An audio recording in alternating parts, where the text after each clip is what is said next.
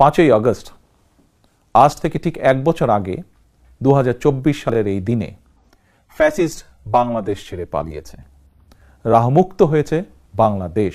স্বাধীনতা প্রিয়, গণতন্ত্র প্রিয় জনগণের জন্য দিনটি আনন্দের, দিনটি বিজয়ের।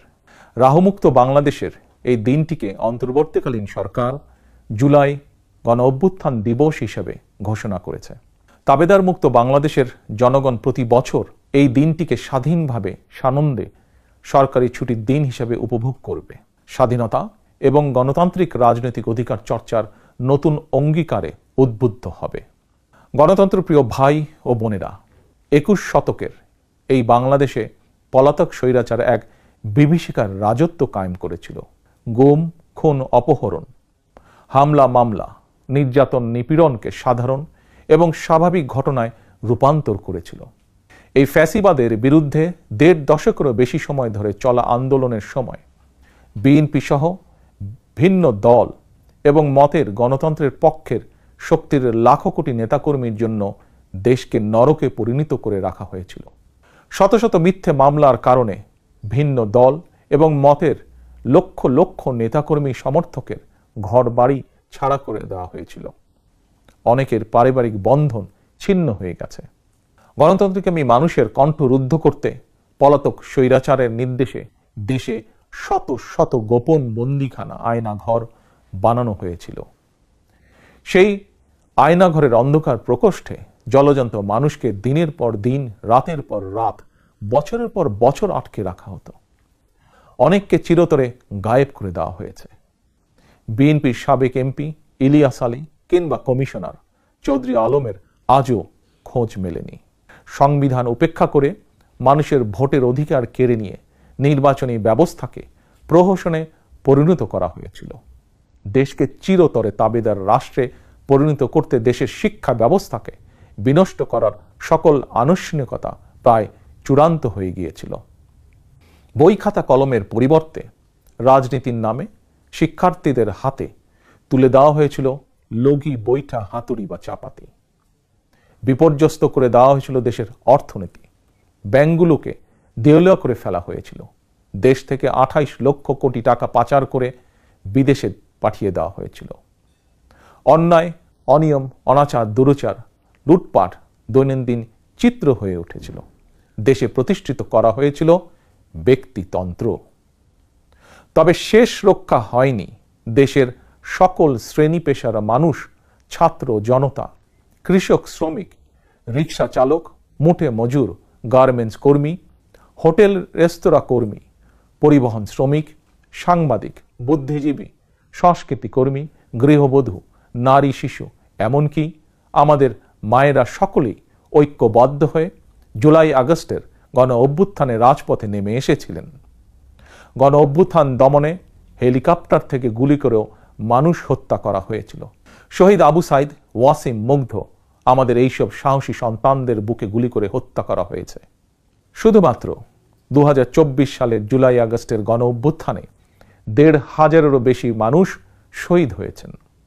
ছাত্র জনতা, কৃষক, শ্রমিক, নারী, শিশু, বৃদ্ধ, সাংবাদিক, শ্রমজীবী, পেশাজীবী, ফ্যাসিস্টের গুলির নিশানা থেকে কাউকেই রেহাই দেওয়া হয়নি। এই অভ্যুত্থানে আহত হয়েছেন কমপক্ষে 30,000 মানুষ। এজন্যই আমি বলি 1971 সাল ছিল স্বাধীনতা অর্জনের যুদ্ধ, আর 2024 সাল ছিল স্বাধীনতা রক্ষার যুদ্ধ। 1971 সালে শহীদ মুক্তিযোদ্ধাদেরকে বাংলাদেশ ভোলেনি। 24-এর গণ অভ্যুত্থানের শহীদদেরকেও বাংলাদেশ ভুলবে না। আজকের এই দিনে আমি আবারও সকল শহীদদের অবদানকে শ্রদ্ধা ভরে স্মরণ করছি।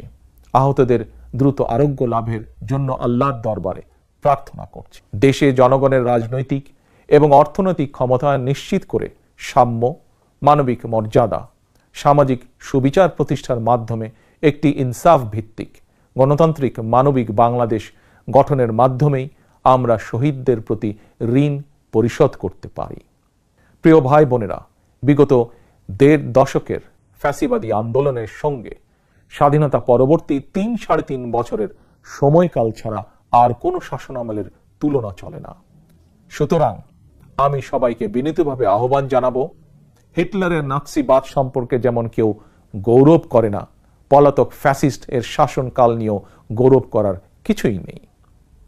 ডাকাতি করে কিছু সম্পদ চ্যারিটি করলেও জনগণের চোখে ডাকাত যেমন গ্রহণযোগ্য নয়, তেমনি অন্তর্বর্তীকালীন সরকারের ব্যর্থতা খুঁজতে গিয়ে কৌশলে পলাতক ফ্যাসিস্টদের পক্ষে সাফাই গাওয়াও তেমন গ্রহণযোগ্য হতে পারে না।